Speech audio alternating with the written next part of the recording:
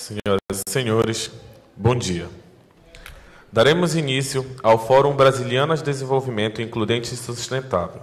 O evento é promovido pela Universidade Federal do Pará, em parceria com a Associação Nacional dos Dirigentes das Instituições Federais do Ensino Superior, ANDIFES, e propõe o diálogo acima de qualquer bandeira partidária e ideológica para a promoção do desenvolvimento regional. O projeto Brasilianas, idealizado pelo jornalista Luiz Nassif, é uma plataforma online que agrega produções acadêmicas e propostas para o desenvolvimento do país, com tratamento jornalístico, tendo como denominador a redução da desigualdade. Para compor a mesa de abertura, que tem como tema a importância de equalizar as diferenças regionais, chamamos o magnífico reitor da Universidade Federal do Pará e presidente da Associação Nacional dos Dirigentes das Instituições Federais de Ensino Superior, a ANDIFES, o professor doutor Emmanuel Zaguri Tourinho.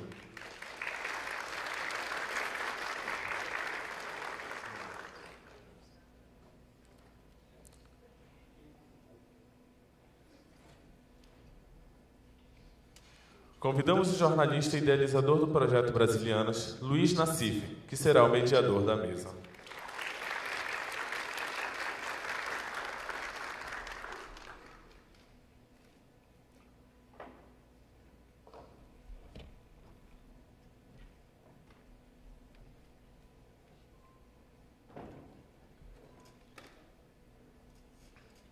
Chamamos a professora do Programa de Pós-Graduação em Gestão dos Recursos Naturais e Desenvolvimento Local na Amazônia, professora doutora Sônia Maria Simões Barbosa Magalhães Santos.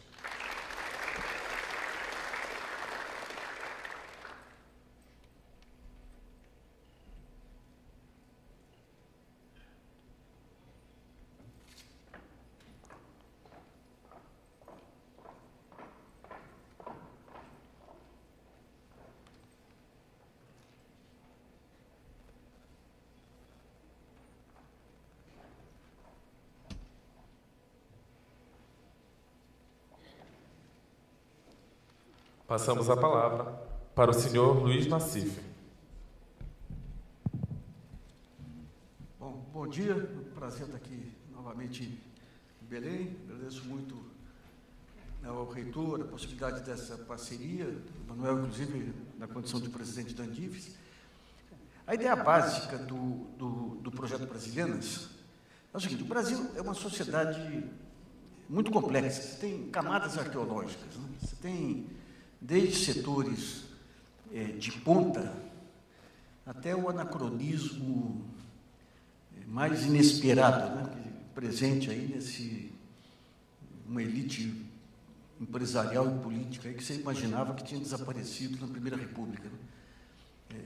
E ao longo dos últimos anos o Brasil experimentou grandes saltos aí em algumas áreas, políticas sociais e em outras áreas, mas de alguma forma a noção de projeto de país ficou, nos últimos anos, muito diluída. E agora, com a entrada dessa organização que assumiu o poder, a gente entra num paradoxo que talvez uma das situações mais humilhantes que um país acho que nem naqueles países mais atrasados da Ásia e da África se teve algo semelhante, né? Você tem um presidente da República que você sabe que assim que sair do poder vai ser preso.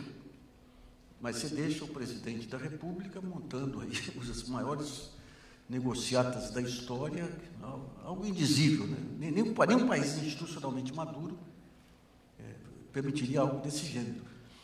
E, ao mesmo tempo, então, houve uma diluição e uma perda dos princípios e dos valores básicos que compõem uma democracia, inclusive independência entre poderes, respeito à Constituição, respeito às leis. E vai ter que ser feita uma reconstrução pela base. E essa reconstrução ela demanda diagnósticos, estudos e visões de futuro. O grande ponto é que, de uma certa forma, os partidos políticos envelheceram, perderam muito dessa vitalidade. No âmbito do governo, você tem alguns setores de alto nível, mas que não estão mobilizados para pensar país. Tem na FINEP, tem no BNDES, a própria Petrobras, com os seus planos de conteúdo nacional, de investimento. Então, o grande desafio é como que você junta as ideias e dá visibilidade. Em 2014, o CGE montou um projeto de diagnósticos aí sobre o país e conseguia diagnóstico de tudo, sabe? Desde novas formas de financiamento até desenvolvimento regional. A ideia nossa, tem outras iniciativas caminhando nesse sentido, muito boas aí, cada qual dentro de uma perspectiva política. A nossa ideia, nós temos lado, mas a nossa ideia é um projeto fundamentalmente jornalístico. Então, a partir desses estudos, todo o evento vai ser gravado, as gravações com os resumos e as propostas objetivas de cada tema vão ser exibidos na plataforma brasileira. Nós já temos aí, semana passada era para ter tido um evento lá com a Universidade Federal do Rio Grande do Sul sobre educação e tecnologias, mas a greve dos caminhoneiros atrapalhou. Vamos ter um conjunto de eventos com a Universidade Federal de Minas Gerais, a UNB também, e a ideia é isso, é sistematizar as ideias e deixar à disposição. Não, veja bem, o projeto tem lado. O nosso lado é o seguinte, a ideia fundamental, redução de desigualdade e promoção do desenvolvimento, com todas as implicações em área fiscal, em área de desenvolvimento regional, não só desconcentração de renda, como a desconcentração regional, e a gente tem certeza, nós temos certeza que vamos sair daqui com belos diagnósticos para ter uma ideia clara do desenvolvimento regional a partir da visão da Amazônia, que hoje, até a gente comentava, está muito presa a visão, quando se fala de desenvolvimento regional, muito a Nordeste e Centro-Oeste. Né? Então, acho que vamos ter um bom dia todos aqui, com muito boa informação.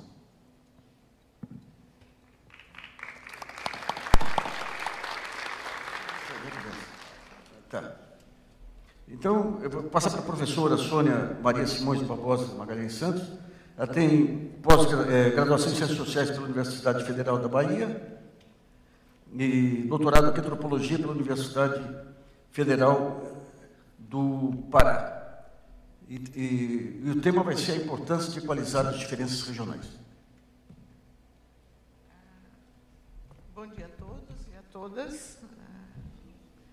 Eu vou precisar, de alguma forma, de projetar, então não sei como...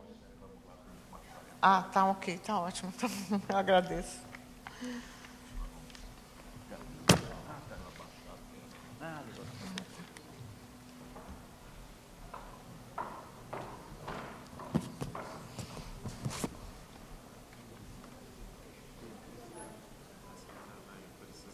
Para frente, eu acho que eu tenho que ir um pouquinho para frente.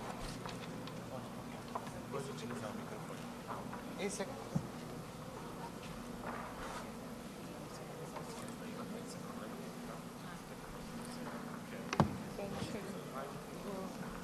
Chegar um pouquinho para frente.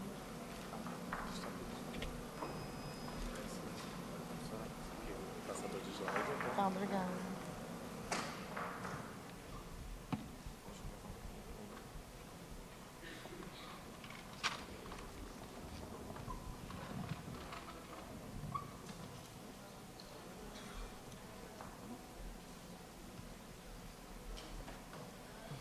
Eu vou, então, começar e, em primeiro lugar, eu peço desculpas para fazer uma primeira correção. Né? Eu sou, efetivamente, professora do PPG-DAM, mas também sou professora do PPGAS e do MAFDES, aqui da UFPA. Todos três são programas de pós-graduação. Bom, na verdade, eu queria agradecer aos organizadores do evento a oportunidade de refletir junto com vocês sobre algumas reflexões que a gente vem acumulando ao longo de 30 anos de pesquisa na Amazônia e mostrar a minha satisfação de estar aqui, porque eu acredito que é no interior da universidade, é também do interior da universidade, que saem as construções discursivas ou os elementos que subjazem as construções discursivas que legitimam a tomada de decisão. Então, acho que todo produto da universidade, especialmente no caso das políticas públicas ou dos chamados projetos de desenvolvimento, a pesquisa ou a ciência entram como os protagonistas no espaço público, como fundamento, e especialmente do que se convencionou chamar de estudos de impacto ambiental. O que nós buscamos, eu creio, nesse debate? Eu acho que o que nós buscamos nesse debate é de pensar que pesquisa pode ser ou qual deve ser a alternativa. Qual é a agenda desta pesquisa e quais podem ser os principais pontos da pauta. Quer dizer, eu venho para cá, é certa, de que estamos buscando um conhecimento reflexivo, que é próprio de uma sociologia crítica e de uma sociologia pública, mas não necessariamente de uma sociologia de políticas públicas.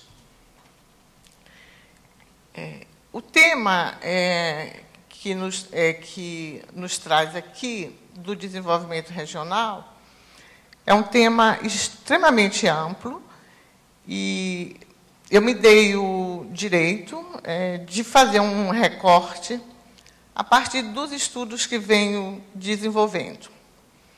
E, nesse caso, eu escolhi a questão referente às hidrelétricas na Amazônia, porque as hidrelétricas na Amazônia inserem-se num debate político mais amplo, que é o debate energético, e, por consequência, insere-se no contexto que está na origem deste debate, que é o modelo de desenvolvimento.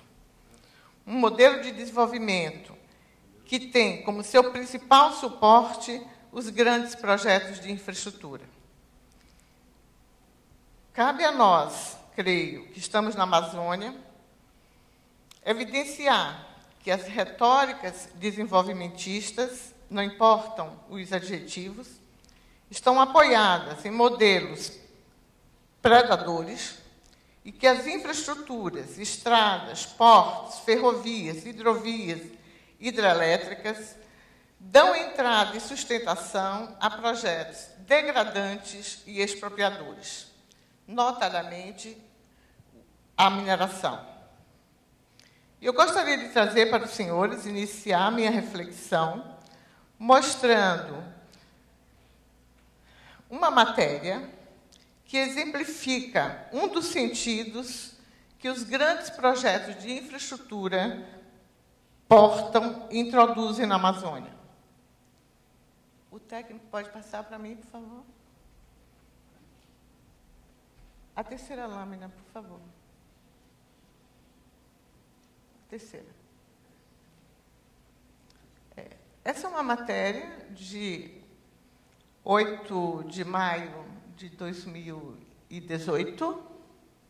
Não, desculpe, 25 de maio de 2018. É uma carta dos índios Vaquiri e Atuari, no qual, coincidentemente, eles falam sobre o modelo de desenvolvimento na Amazônia desde os anos 70. A próxima, por favor. Eles começam dizendo que souberam, através de notícias na imprensa, de que vai passar uma linha de transmissão que liga Manaus a Boa Vista na terra deles. E isto os faz recordar que, no período de 1967 a 1977, os construtores da BR-174, que não hesitaram em usar a força para abrir caminho no processo da construção da rodovia, e levou quase ao extermínio do povo. Conforme o relatório da Comissão da Verdade, cerca de 3.000 Vaquiri e Atuari existentes no início da construção da estrada, em 1986, ou seja, 10 anos após, só restaram menos de 400 pessoas. Morreram mais de 85% de toda a nossa população. Proporcionalmente, esta mortandade foi pior que o efeito da bomba atômica em Hiroshima. Próximo. Assim, repudiamos toda e qualquer iniciativa do governo federal em tirar nossos direitos e nos trazer à memória a triste história de extermínio de nosso povo. Associação Comunidade Vaimiria Troaria. Eu trouxe essa mensagem por dois motivos. Uma, pelo frescor com que ela aparece. Ela tem menos de um mês que foi escrita.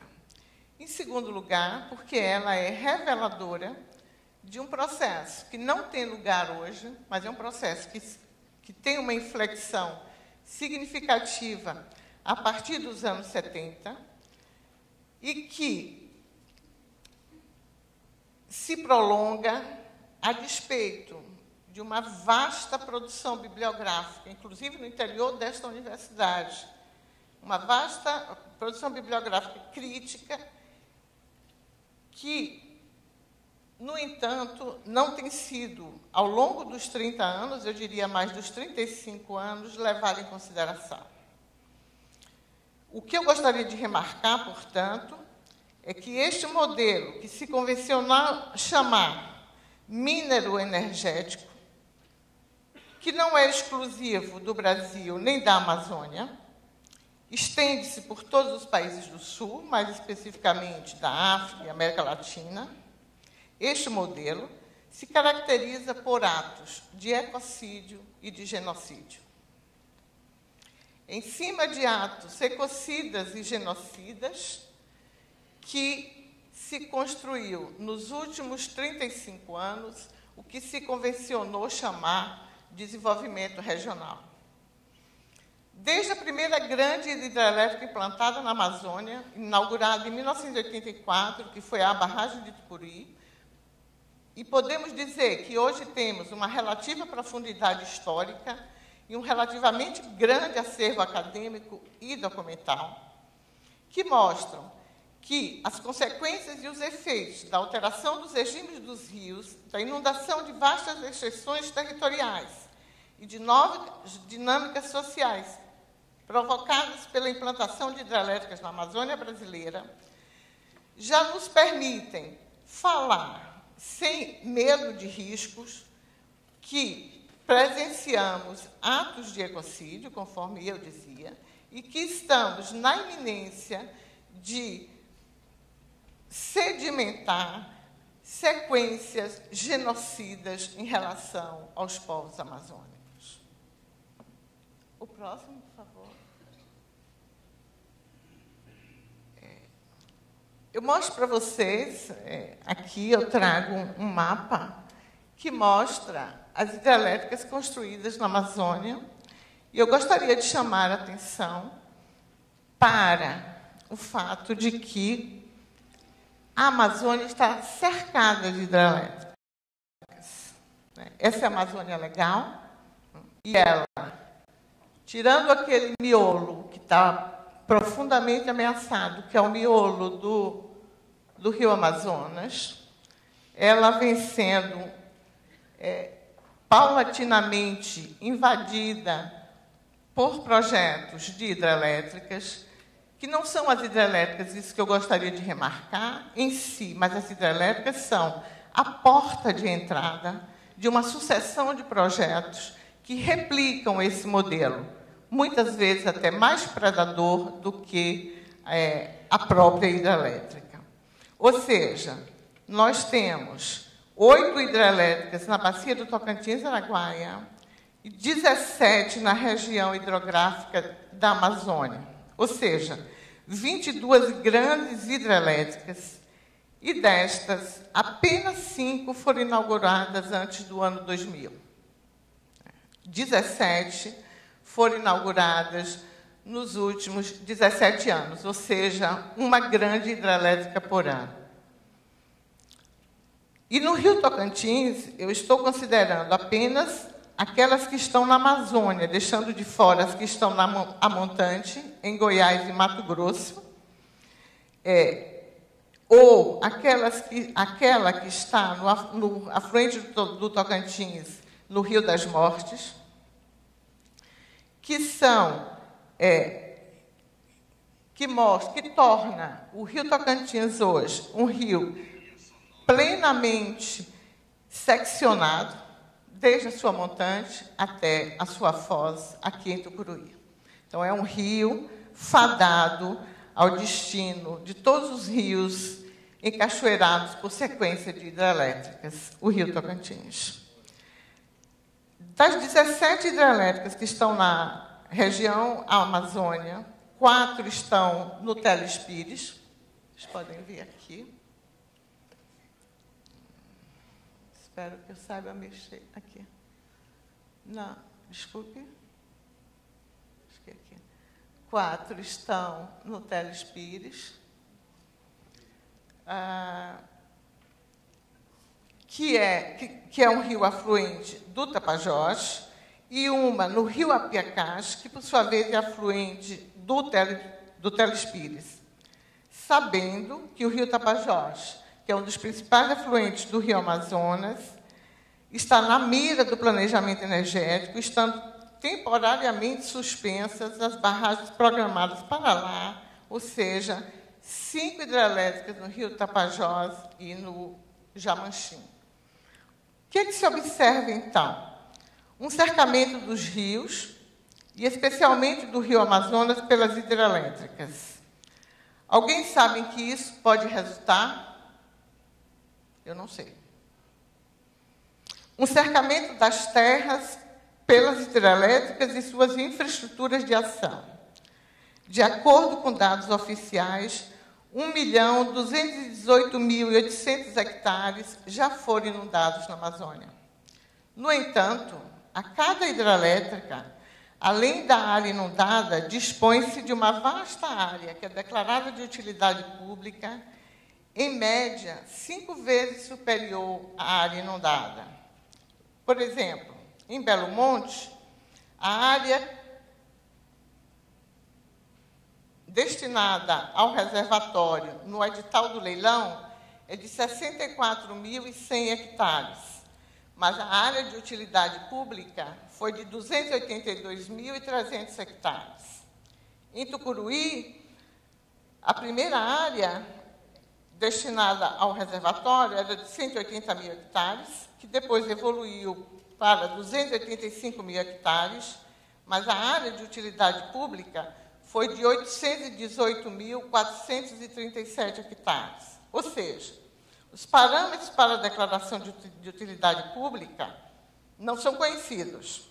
Mas, mesmo assim, se tentarmos encontrar uma média, nós podemos dizer que a área declarada de utilidade pública é, no mínimo, 6.100.000 hectares destinada à construção das hidrelétricas. E, nesta estimativa, eu não estou considerando os jusante. Eu não estou considerando a destruição de ecossistemas importantes, como as várzeas, as planícies de inundação, no entanto, e nem tampouco as vidas que se vão com as várzeas e com a subtração das planícies de inundação. No entanto, mesmo assim, esta medida em hectares, ela é uma medida que pode ser, inclusive, enganadora. Enganadora se considerarmos apenas o número. Por que enganadora? Porque, historicamente, os rios amazônicos e suas margens têm se constituído em territórios tradicionais, cujos povos, indígenas e não indígenas, genericamente denominados ribeirinhos, os povos tradicionais, desenvolvem um sistema específico de uso, apoiado em um amplo repertório de conhecimentos, que lhe permite um diagnóstico preciso e circunstanciado de transformações sociais, físicas e biológicas ocorridas. Ou seja, são esses povos, hoje, eles portam, além do conhecimento que já portavam sobre o ecossistema, um conhecimento adicional sobre as transformações que já se verificaram. Ou seja, são povos cujos modos de viver são pensados de uma perspectiva evolucionista, como formas anacrônicas ou passadas, mas que, na verdade, constituem uma parcela importante das sociedades amazônicas, cujos territórios historicamente constituídos ao longo dos rios, não são apenas de uso, e eu gostaria de frisar a diferença entre o uso e a condição sine qua non para a reprodução social, econômica, política e cultural. Usar, a gente usa algo que é exterior à vida. A condição sine qua non é fundamental à vida. Ou seja, povos cujos modos de viver são pensados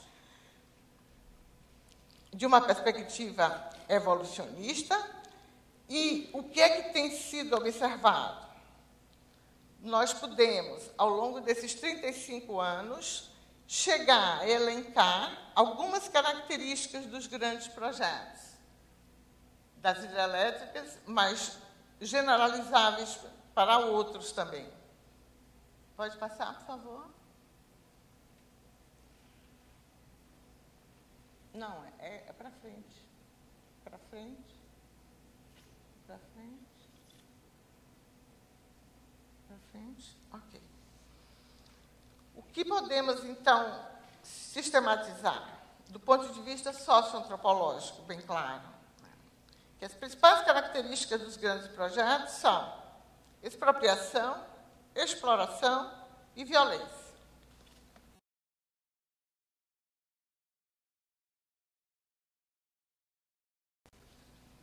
Assim como os grandes projetos vêm, e é isso que tem garantido a reprodução de uma importante parcela da sociedade amazônica, é o histórico de resistência, sobretudo das populações camponesas e tradicionais, ao deslocamento compulsório. A gente pode afirmar, eu posso afirmar, que, historicamente, esse processo de violência e de expropriação independe das conjunturas políticas. E nós podemos ver no exemplo que trouxe do Zaimiri Aturali. Tanto na ditadura de 1970 a 1988, como na democracia, a partir de 1988, no período durante o qual tivemos a construção da segunda etapa de Tucuruí e de Belo Monte, os fenômenos de expropriação geradores do que eu falava de atos de ecocídio e genocídio se repetem.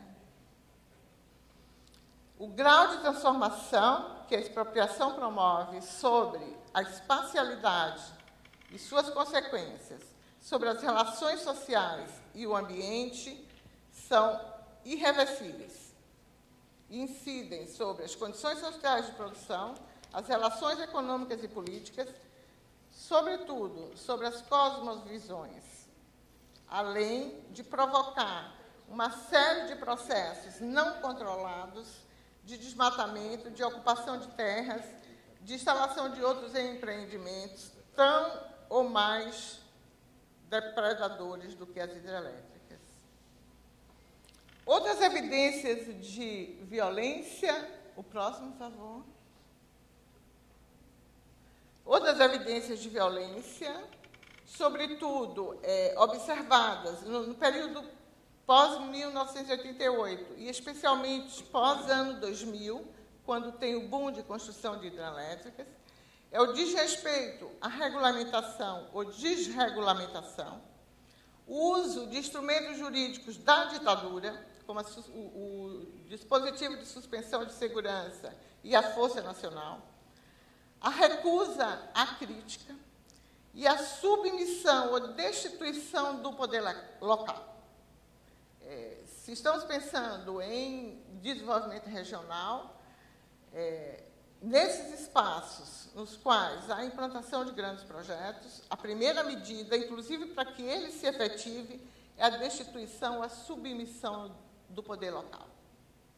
Há um esvaziamento do poder, tanto na esfera municipal como na esfera estadual.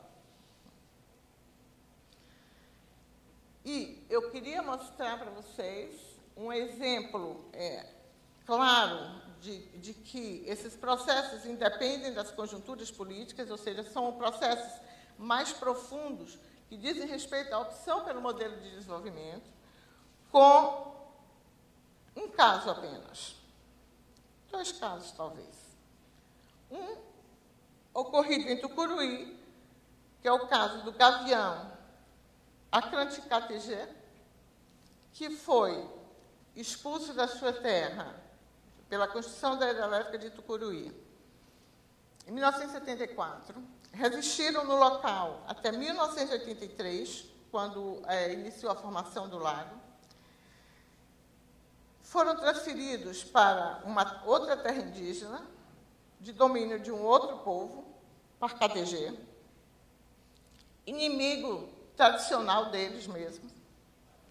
E lá permaneceram até 1989, quando, após a redemocratização, acreditaram que poderiam entrar na justiça e ter uma outra terra recuperada. Pois bem, desde 1989, somente em fevereiro de 2002, 13 anos depois, foi proferida a sentença final do processo judicial favorável a eles. No entanto, essa sentença não foi cumprida. Em junho de 2010, nova ordem judicial, mas, em vez de cumpri-la, a Eletronorte interpôs embargos de declaração. Em 1º de abril de 2014, exatos 30 anos depois, morreu seu líder, Paiaré, sem haver retomado sua terra. Os Assurini do Tocantins, que vivem a 25 quilômetros a jusante da usina de Tucuruí, no Pará, esperou até hoje, até este ano de 2018, para que o primeiro plano de atendimento a um povo absolutamente social e economicamente desestruturado começasse a ser posto em prática. O exemplo de Belo Monte, mais recente, em relação aos indígenas, demonstram também, eu não vou me alongar sobre eles, atos claros de genocídio, inclusive suicídios, nunca antes verificados entre estes povos indígenas. Poderia me alongar falando do caso dos ribeirinhos, das comunidades locais tradicionais, mas vou parar por aqui e gostaria também de considerar os índices consagrados de desenvolvimento social e econômico, como uma forma de mostrar que a expropriação e a violência não dizem respeito apenas aos povos indígenas e tradicionais. Eu trouxe, para exemplo, para discutir com vocês, o IDH da região onde está implantada a hidrelétrica de Tucuruí, 35 anos após a sua construção. Tomando o exemplo de Tucuruí, próximo.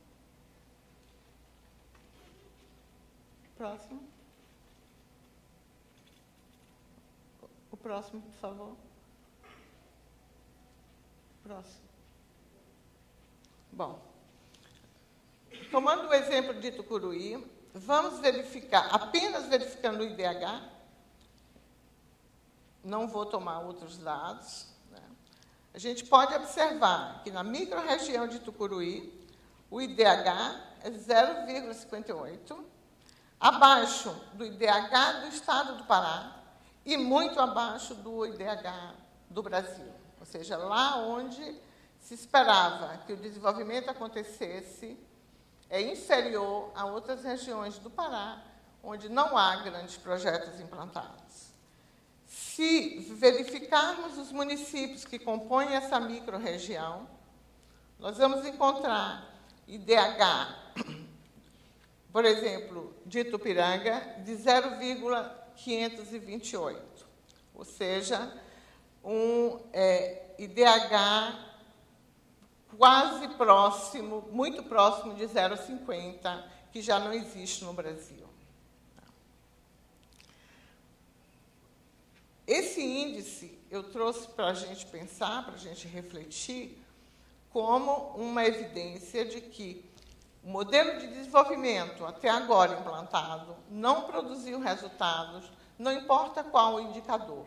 Embora ele seja mais grave, se você considera indicadores substantivos, como eu considerei em relação aos povos indígenas, comunidades tradicionais, também, se considerarmos índices objetivos ou considerados objetivos, a mesma assertiva se verifica. Para concluir, eu peço desculpa aos organizadores do evento para sugerir, diante dos dados que trago, que reflitamos que o conceito de inclusão ou de desenvolvimento includente talvez não seja tão apropriado para pensarmos o futuro da região e do Brasil. O processo em curso, conforme tentei mostrar, não é de exclusão, é de expropriação, de destruição, que eu caracterizo como atos ecocidas e genocidas.